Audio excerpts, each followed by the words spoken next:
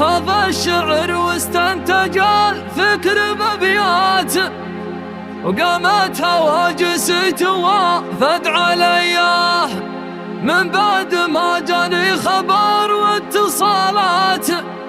قلت ابشروا بيا رجال الوفية، يا ابو وليد ابشر وفالك كرامات، والله مذخر حاجة في يديه، والله مذخر حاجة في يديه.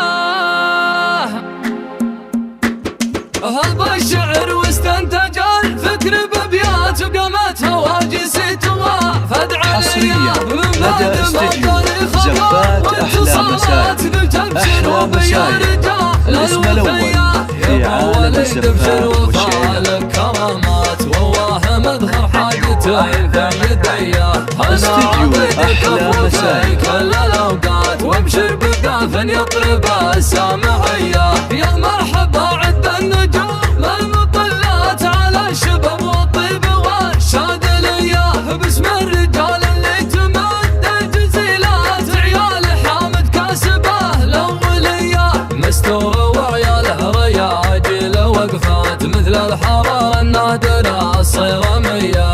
انتم رجال الطيب واهل الزعامات، واهل الحصون العامره والذريه. ومبروك يا مخلد وحفلك مسرات، فرحتك هذه مثل عيد الضحيه. تستاهل من الشعر جات للعبارات، تستاهل من الورد باقه هديه. في حفلكم يا كاسبين المروات، سقنا القوافي من بحار الرويه. الله يبني بيوتكم بالسعادات، ويا جيل يا سعيد تهنيه.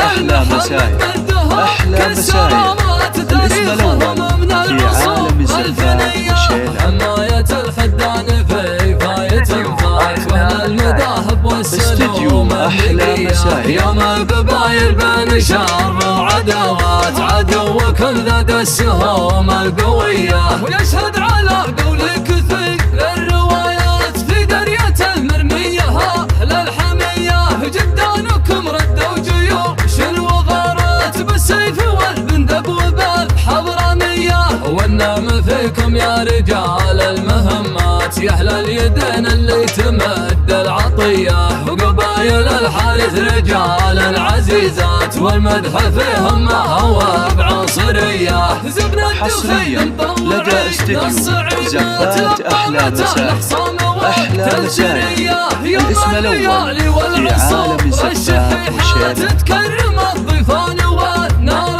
حية، الجود فيكم من سنين القديمات، والطيب والمعروف فيكم شرية. هذا وصل عد ما فايت